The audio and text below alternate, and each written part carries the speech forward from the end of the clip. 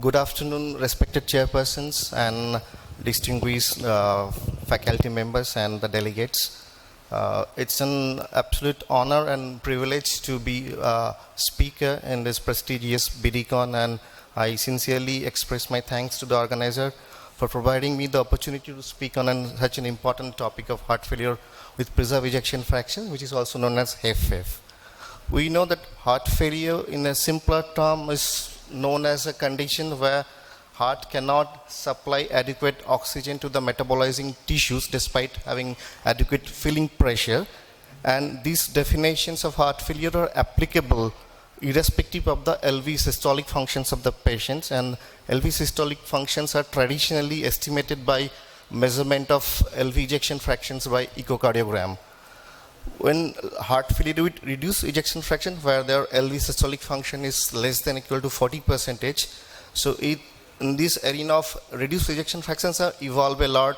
There are proper diagnostic algorithms are there are better therapeutic options, both drugs and devices. Drugs like 4 pillars, we say that's beta blockers, MRA, RNE and SGLT2 inhibitor, and if you incorporate vericiguat, we can tell this 5th pillar of heart failure reduced ejection fractions, and the devices like CRT, they have minimized both mortality and morbidity. Whereas the HFpEF or preserved ejection fractions variety is still remains elusive, pathophysiology is very ill understood and very limited therapeutic options. But unfortunately, the incidence and prevalence of the HFpEF are rising because of our sedentary lifestyles and obesity and increased lifespan.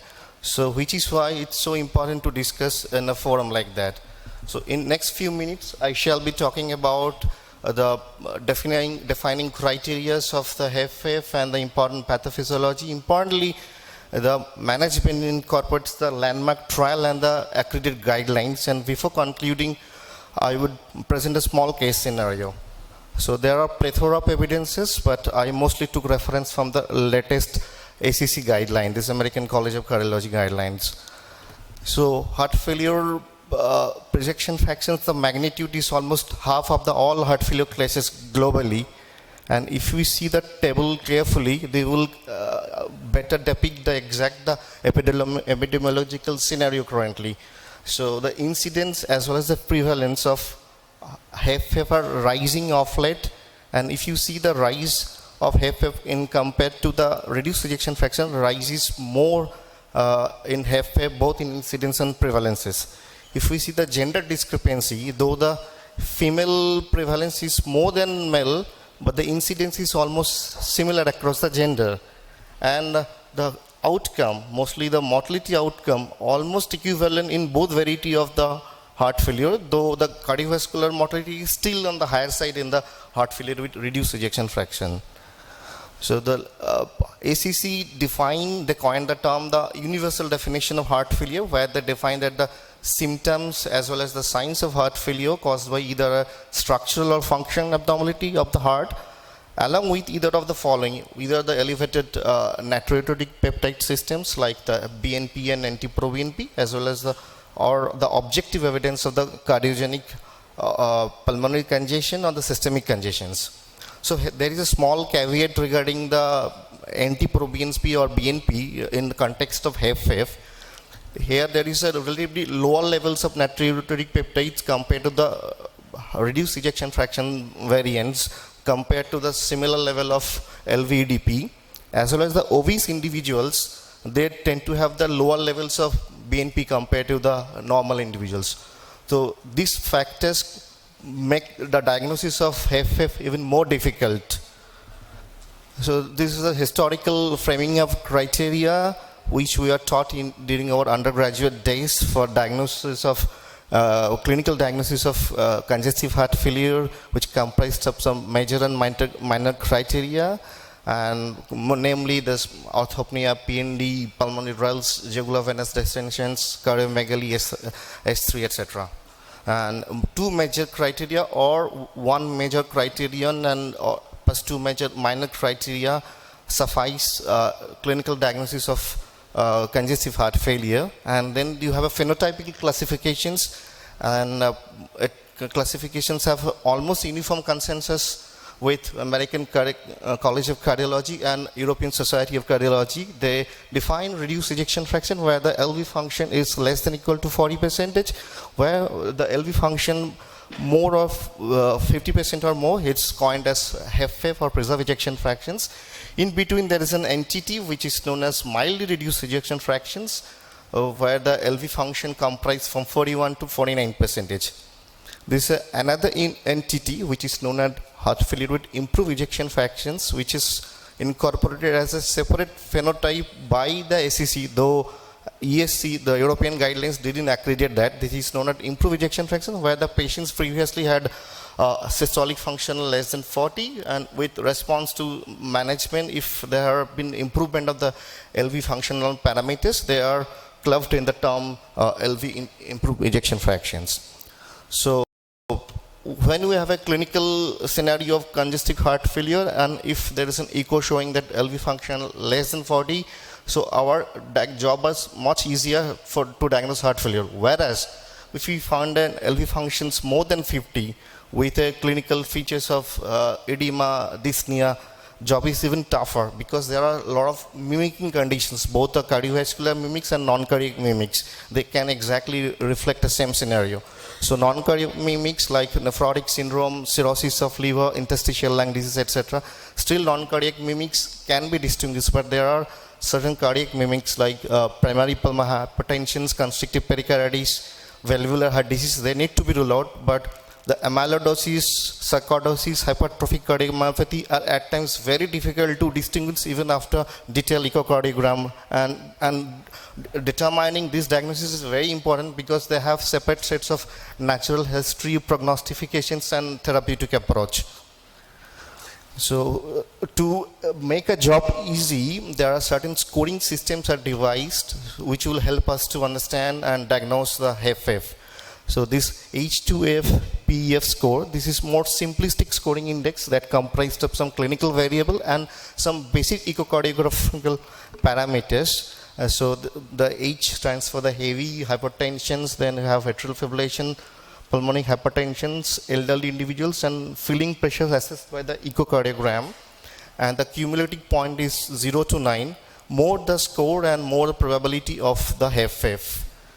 And there is another scoring system is there, the HFpEF score, which is far more complicated but more precise and specific. It incorporates advanced echocardiogram like tissue Doppler echocardiography and strain echocardiography parameters, as well as the biomarkers like NT-proBNP, and you can see the cutoff of biomarkers varies whether the patient is in sinus rhythm or and the patient is in the atrial fibrillation. And if the score is more than 5, there is a very high probability that we are dealing with a case of heart failure with preserved ejection fractions.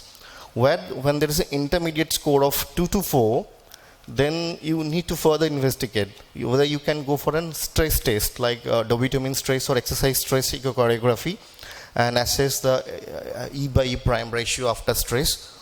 And in some cases, we have to resort to go for cath lab for invasive hemodynamic measurement for LVEDP or pulmonary capillary wedge pressure. So this is in a nutshell the diagnostic algorithm of HFpEF. When patient presents with us with dyspnea and edema, you rule out the non-cardiac causes like nephrotic syndrome and cirrhosis. Then you apply the universal definition of HFpEF criteria, heart failure criteria, rule out the mimics, and you try to apply those scores I mentioned in the earlier slides, and you can designate a case of HFpEF now. So there are a lot of comorbidities. The hypertension still remain the commonest comorbid conditions apart from atrial fibrillations, obesity, CKD, sleep apnea, and obviously the aging of the populations.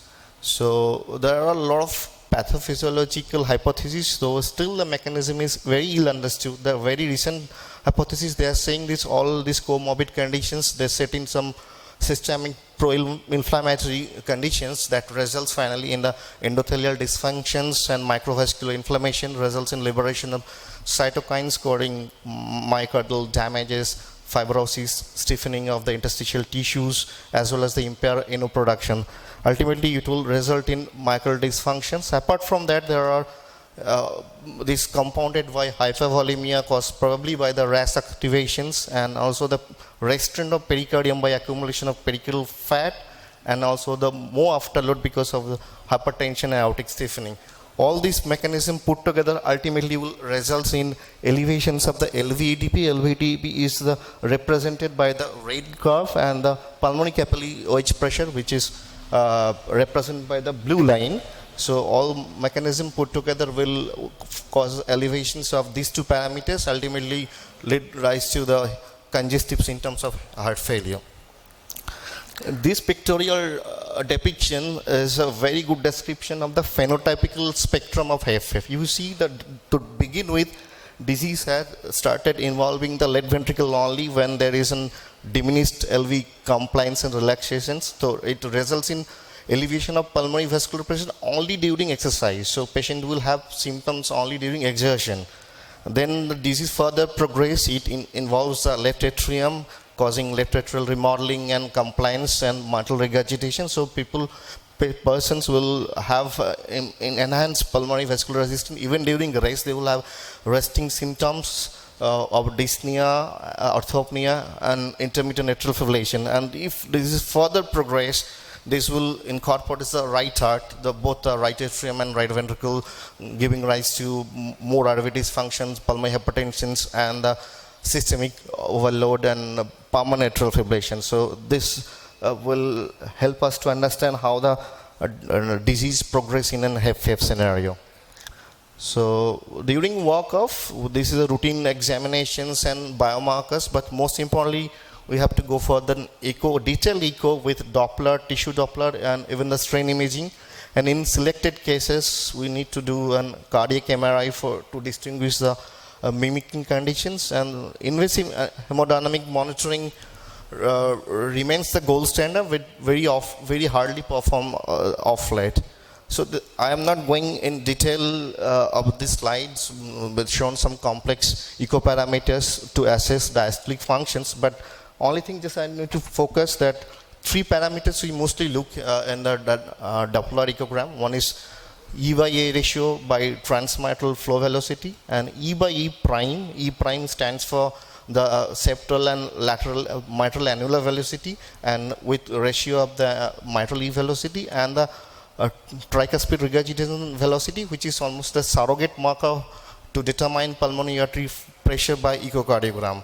And there is another grade, is grade 4. I haven't incorporated in the slide. The grade 3 and grade 4, the parameters look similar, only the difference is in grade 3, the parameters can reverse after doing procedures like Valsalva. By reducing the preload, the things can be reversed, where the grade 4 is a stage of irreversibility.